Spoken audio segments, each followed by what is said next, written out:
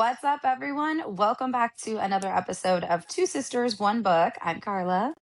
And I'm Amanda. We are two sisters, two moms, tackling one book at a time. Well, here we are. Here we are. So we figured we wanted to do a fun bonus episode for everyone on the Wolf Throne.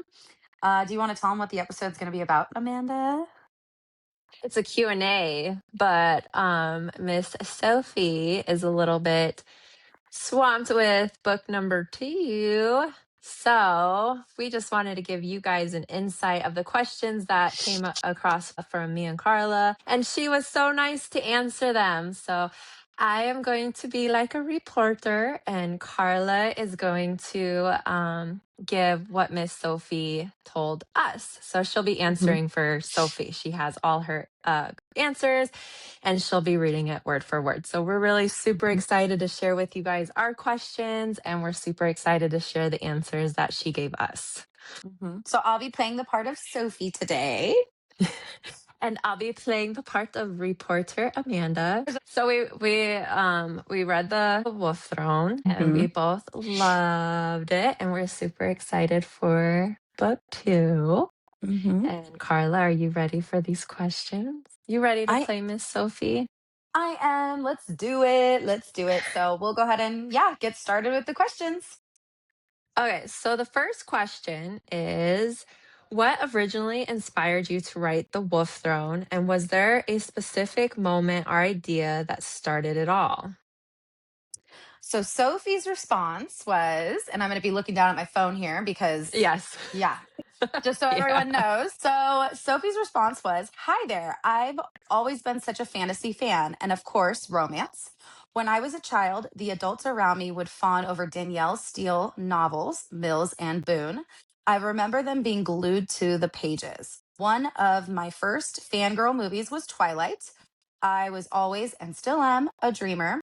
I love other worlds, lands that takes us away, and I thought, why not mix the two?" Yeah, why not? I love it. I love that answer. It was great. No, I'm not a Twilight person. I do like Twilight. You're the one who likes Twilight, though, yeah? I did. That was actually, I think, Yeah. like literally my first. Well, yeah, that was like my first book that I read that I got into that was like fantasy type. Okay. Totally pulled me in. I saw the movie first and then I was like, this is kind of cool. And so then I went back and watched, or no, I'm sorry. Then I went back and I read the books. And yeah, so I get you there, Sophie. I was the same. I was a big fan of that. Don't get me wrong, I do like Twilight. My one though was the Hunger Games. Yeah, you were the Hunger Games one. I was. I love it. I love stuff like that. So then our next question was, what was your inspiration behind creating Damien and Jasmine as characters, and how did their dynamic develop as you were writing them? That's a good question. That is a good question. Okay, so Sophie says, Damien and Jazz were in some ways inspired by the romance I felt growing up in the 90s. The angst, I die on the hill for you type of love. Remember Pretty Woman? That Hollywood style, I want you and no one else type of love. I felt their dynamic was pretty solid in the first book, but where we really see a development is in the sequel. Ooh, mention of the sequel. Can't wait. We see more of Damien's psych. Sorry. We see more of Damien's psych, get his backstory, and uncover some home truths. We want that. We were talking about that. We wanted to know a little bit more about his backstory. So that's exciting to know. It's coming in book 2. That is so exciting. It is. And I know, like, I feel like that's going to connect a lot of pieces, which that happens in books. You read the first one and you're like, I have questions. I do. And then you get to the second book and you're like, those questions have now been answered. And then you go back to reread the series again and you read it with a whole different perspective. Yes. I love that. I love it. Mm-hmm. All right. All right. So the next question is, do you have a favorite quote or scene from the book? What makes it special to you? Sophie says, one of the most special moments for me in the scene is in chapter 27 is where Jazz talks to Damien about killing Elford. While the events in this chapter might feel contradictory to the earlier official story of the king's death, that tension is intentional. You and I were talking about this. We recognized the controversy and we talked about it on our episode. Here we see an evolved Jasmine. She knows deep down that the timeline doesn't add up and she catches the inconsistencies. But as we learn more about her, we realize she is savvy enough to play the game to the ninth degree. At this moment, she understands that Damien is in the fight for his life. She chooses to prioritize his survival over her curiosity, knowing that questioning him right before the battle could destroy his confidence. She steps up as his partner, not just an observer. And this line she delivers is my absolute favorite. Mercy isn't a gift you give to everyone, it's a currency. You spend it on those who deserve it. Can I say that when I read that, that was actually my favorite line in that chapter? Probably one of my favorite quotes, because I was like, that is Yeah. so relatable to everyone. I have it highlighted too. I really liked it. I'm glad she Hmm. mentioned that. And when we go Yes. back to the never mind. I won't even say that part. Just okay. Yes. I'm not going to stumble across my words. Not today. We're not doing that. No, but yeah, I was really excited to hear that was her answer because I was like, wow, that was like one of my favorite parts. So yeah, I think I did highlight that too. And I was like, oh, I got to bring this up. And then I just must have forgot. But oh, I Yeah. loved that line. I really did. It was sweet. Jen, I did like how she kind of knew something was off, but she wasn't like the typical female. Well, that doesn't sound right, like right before a battle. So Yeah. Jasmine has a very mature character, I would say. Yeah. And can I say that we were right? You and I had, how many discussions did we have about this specific part in the book where we were Oh talking my about God. that something We kept contradicts earlier? going back and forth in the books. Well, what was funny about that part is we were reading two different versions of it. So I was telling Carla, you're making no sense whatsoever because this is what happened. And she's like, that's not what happened. You didn't read it right. Yeah. So we And kept just, going back and forth on each chapter, reading like a paragraph, and we're like, see. And I'm like, okay, well, maybe it's just the edit. I don't know.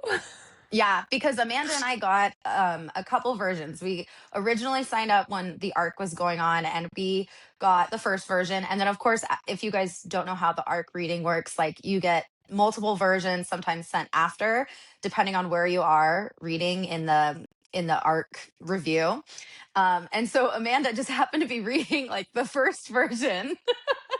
So Amanda's over there reading version number one, and I'm on version three, and we're Gosh. talking about it, and we were like, "Wait a minute." I'm like, "I don't remember that part," and she's like, "Yeah, that happened here," and I'm like, "No, I got this part," and she's like, that's not what happened in my book. And then it led us back to literally going through and we're like, oh my gosh, we're reading two different versions, which made it hard. I'm glad I couldn't even believe we even spotted the contradiction part because we were reading two different, stories at that point. So we must be pretty awesome if we were still able to find it even Yeah. after we I were was going to reading say, two you know different what? versions.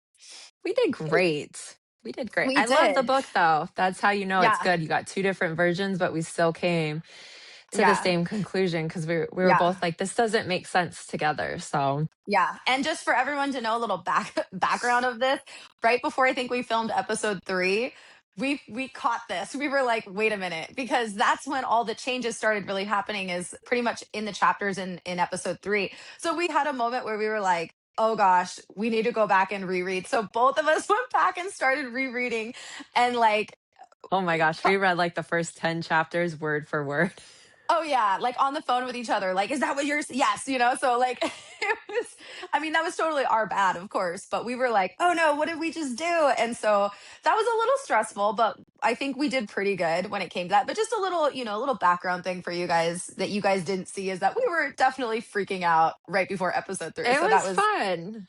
It was that was fun. fun though. It gave us a lot of excitement. So then the next question is if readers could take away one theme or message from this book, what would you hope it is? So Sophie's response was, I've played the game a lot in life. I find it a strength versus a chore. There's been moments I've wanted to scream the house down or lose my shit. But when you learn to be poised, strong, and one step ahead, I feel like you gain so much more from it. So I guess my message is listen to your gut and stay strong. I love that. I love that too. I think I love all her answers. I mean, you just know how good of a writer she is, just like in her responses to us. I'm like, she's hitting me there, and this isn't even in a story. I know. I'm like, I love it. Maybe after book 2 we could have an interview. But she'll be Yeah, we're like, "I'm on book 3." I'd be like, "What? No way." I know we would be so excited for a book 3 and we'd be like, okay, fine, we can wait. But we will definitely try to get a face to face interview with her later down the road when she's not so busy. We knew she would be busy, but we're like, let's see what we can do. We tried, but we at Yes. least got some fun answers for you guys. So And then, which character surprised you the most while writing and why? Sophie's response: Damien is a complex character. I kept going back and forth with him on what type of man he would be. And as the ideas developed for the sequel, I realized he has so many insecurities that we can all relate to. So, whilst he held the standard for alpha males in the Wolf Throne, I enjoyed developing his character for his return in book 2. I do feel sorry for Vincent, though. Haha. If you guys don't remember, Vincent is Jazz's boyfriend from what, The guy chapter got dumped, and one? Carla wants him back so No, bad. no. And this is a question for you guys for that we did ask her, and we'll get to that. But I believed that Vincent, like her and Vincent, obviously were on the outs. But I was like, I don't feel like he probably knows that they're No, broken no, up. Like I no. think, Tell the whole story. Whose son do you think he is? oh, I was totally joking, but I was like, how? And Oh. maybe you guys will laugh at this. How funny would it be if he ended up being like Elford's son? What me with that guy? No. No, I That'd be okay, so I funny. was telling Carla they broke up. Clearly they broke up. He stormed out all mad. They live in a small town, so he's gonna probably be around and it's gonna be awkward moments, but Carla wants her Vincent No, back. I trust me. I'm all for Damien. Like I love Damien, but I just thought it was funny because it's like if you've been with someone for like a year, right? And you guys have this fight, and even if it's like you're gonna break up fight, don't you think that you'll have like a phone call the next day or a couple days later and be like, yeah, like I know we had a bad fight, and it's probably best that we aren't together anymore. This was like bye, I don't want to see you anymore, and I was like, are they for sure done? Or is Vincent like back at his house, like waiting for Jasmine to Crying. call? So he's like sitting by the phone with dinner ready, like, oh, well, I got the dinner you wanted this time, sweetheart. Like, no, like she's off, she's out, she's got a whole nother Poor man. Like, Vincent. she's like married to another dude now. So I was like, I don't know. I was curious, but we did ask that question. So don't worry. We will get that answer to you guys from Miss Sophie, from herself. All right, all right. Which character was the most fun for you to write and why? Sophie's response: definitely Jasmine. There is something incredibly satisfying about writing a character who starts as a quiet, rule following librarian and ends up holding a cattle prod to a warlord's chest. Writing her evolution was a blast because it wasn't about her changing who she was. It was about her unlocking a part of herself that was always there. In the beginning, she's worried about a repair bill and following rules. By the end, she's the one telling Damien the queen walks even when she's battered and bruised. When she says the queen walks, I just pictured her as like throwing her shoulders back and her hair back behind her. And she's like, no, the queen walks. And I was like, I oh, love yeah. I love that part. Which character was the hardest to write for and why? Sophie says Damien is the hardest because he is a walking contradiction. He has to be the ruthless alpha who can snap a neck without blinking, but he also has to be the man who is terrified of losing the woman he loves. The challenge with Damien is the push and pull. For a huge chunk of the book, he has to lie to Jazz and push her away to protect her, like where he rejects her. When writing those scenes is difficult because I had to make him sound cruel enough to convince her but leave enough cracks in his armor so the reader knew he was lying to save her. Balancing his duty to the throne with his devotion to Jazz was a tightrope walk in every single chapter. I was surprised that you both caught the lie in chapter 27. See, we knew it. We knew it, and I'm really glad I that we love were that. there to catch that because I know that I guess, to us, we saw something. So I'm glad to know that we were onto Yeah, something. me too. That makes me that's we feel great, by the way. Yeah. Okay. And then we have, I think, 5 more questions. It's what was the reasoning behind changing Marcus and Vargas's storyline? I really enjoyed the original challenge, especially the contrast where Vargas quickly defeated two opponents, but Marcus ultimately, I don't know if I'm allowed to say this. So, Took out basically, Vargas. yeah, but didn't kill him, but he called for a mercy instead, which we all know that showed weakness. So before we answer this question, this goes back to Amanda and I talking about how we had read two different versions. Amanda had read was reading the first version. I was reading the third. And by the time we got to a certain part in the book, this is when we started realizing, wait a minute, something's not right because Amanda had read something different than I did. And so this is very common when writing books is, the story can change, the author can change things as they start to get either feedback or think, oh, maybe this isn't the direction I want to go. So this question was more for why did this part of the story change? Um, so yeah, that's a little bit backstory to that. Okay. So Sophie's response was, I changed it because the act of mercy was actually more harmful to Vargas than killing him. That single choice became the butterfly effect that launched everything into motion. The humiliation drove Vargas into a deep depression and eventually drove Elford mad. That psychological wound is exactly what prompted Elford to kill Marcus years later and then come after Damien to settle the score. So I really liked her answer because I felt like it was the perfect response of why she changed it. It does create this whole butterfly effect of what's to come because as we know, one of the core reasons why Elford didn't like Damien was because of what Damien's family, specifically his father, did to Elford's father and how that affected Elford. Of her answer, I am sad that they did change up the book a little bit, but that's okay. Okay. Now, really It, quick, yeah. can I ask you then, do you feel like though you got a little bit of an answer? Did you feel like the answer she provided to you gave you some ease in knowing, okay, I understand why the change happened? Um, well, I don't want to sound dumb right now, but no, not really, because the story that I read compared to the story that she wrote, it still had the same outcome, kind of. Just a little, like, he still showed a mercy, you know? Hmm. Okay. So, Don't. yeah. In the book, we do learn about Elias refers to Marcus as a tyrant. Is this perception tied to Marcus choosing to keep Vargas alive and the idea that mercy may have been seen as weakness? So Sophie's response is Marcus keeping Vargas alive was more tyrannical to Elias because the noble thing to do would be to kill him. Marcus chose to let him live and live with his shame and humiliation. And he did live with his shame and Yep, humiliation.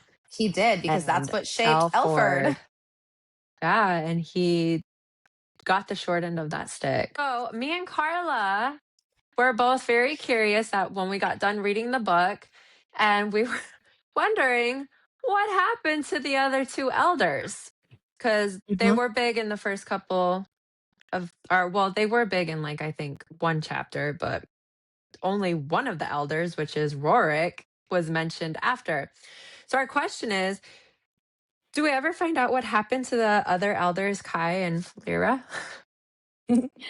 Sophie says yes in the sequel. Ooh. That's all she gave us. I mean, come on. You think she's going to give us more? She's going to want us to read it, which I I am so know. excited.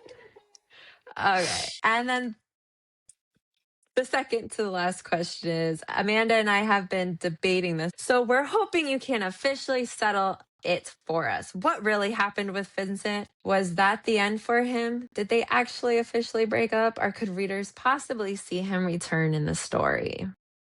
Okay, so this is that question that we told you guys we would kind of answer later.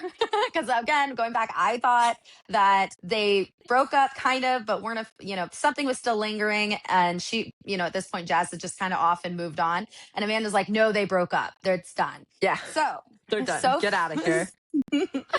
so Sophie says, are you ready for this? Yes. They did break up. He'll make a return, but it won't be what you think. Hello, Elford's son. No, I'm just kidding. I know. Just kidding. I'm like, it has Which to be true. I know that makes me think, is he part of like a pact? But I feel like she would have smelt him. Or who is this guy? Is he a half breed? Like, what's happening here? Hey, she hasn't seen him though Or since she is transformed. So my laptop died? So, oh, that's okay. I'll um, I'll I'll read you the no, question. don't read the next question because I do have. Is he a detective? Okay, so this is going off totally off script, but my brain wants to say he's a detective trying to figure out what is so suspicious about this small town called Tallow. Right? So we've got two probably very far-fetched theories for Vincent. We think he's either Detective. Alfred's son or a detective trying to figure out what's going on in this small town of Tallow. So yeah, I'm not sure how much these theories will come to be, but we'll pin them up just for fun. It's gonna be great. Oh my gosh. So yeah, we know he's going to make a return in book 2. So that is not the end of Vincent. It might be the end of their relationship. Possibly. No, It it's the end is of the their end of she's relationship. made it. She's fated made it, girlfriend. Give him up. No, I don't want them together. I'm just saying, I think that, I don't know. Maybe I he don't came know from even the know if I want to. future and it's her son. That would be weird. Take that back. Take it out. That's gross. Just kidding. Right? I take it all back. So, do you want me to read the last question? Yes, let's do Okay. it. So, Amanda's computer just died. So, I'm going to read the last question and then I'm going to give the answer. So, the last question we Change asked. your voice up. Change your voice Oh up. yeah. Make it all. Rah, rah, rah, rah. The last question that we asked Sophie. No, I don't sound like that. I better not sound like that. just kidding. Wow. Okay. So our question to Sophie was, without giving away any spoilers, what can you tease about what readers can expect in book 2? Emotionally. This is why Carla can't read 2 lines. Let me Blooper. start. I'm just kidding. Let me start that over. Um, Without giving any spoilers, what can you tease about what readers can expect in book 2? Emotionally, thematically, or story wise? This is Sophie's response. I'm sorry. Okay.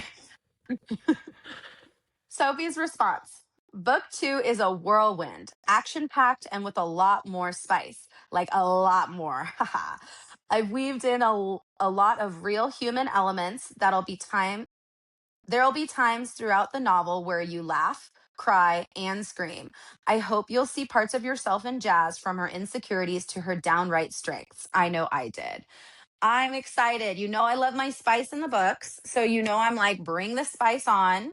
I want the hotter the better. It's so much fun. But I am so excited for just all of the things that that book 2 has laid out for us. And now we're going to be able to see what those answers are. And I'm so like, Oh, yeah. So that was I loved fun. all her answers. Yes. Yes. And we want I'm to so give, happy she wrote us back too. So that was very nice of yeah. her. I really appreciate it. Yeah. And if there's a special edition, we're going to be getting that book because we have thoroughly enjoyed this book. It's special editions takes all our money. So Yes. So another special thank you to Sophie L. Hart for taking the time to get back to us and answer our questions. We look forward to reading all of the other books she has in store. We are so excited for the sequel to The Wolf Throne. And yeah, I hope you guys enjoyed this book as much as we did. We hope we were able to answer some questions for you guys that we had, that maybe you guys had as well. But yeah, is there anything else you want to add, Amanda, before we end the episode? No, but we love you and we hope you guys have a great night. Oh, we will see you guys on the next episode. And oh, also, before we end this, too, we are going to be starting a new book series. So be on the lookout for that. Is going to be a book that I have read and Amanda has not. So if you guys were, yeah, Ooh. if you were listening to our Fourth Wing series, you know that that's a book that I have not read, but Amanda has. So now the tables are turning. Turned. And if you Yes. saw our one of our reels that we did, it's Carla trying really hard to convince me to read this book. So that reel finally came true. And If you let's see guys if want to go anybody, back and look at that. yeah, let's see if you guys can spot what it is. There's a little hint there for you guys if you want to know what the next book read is going to be. Go take a look. I am definitely hinting Amanda to read it. So I guess we will see you guys on the next episode. Bye. Good night.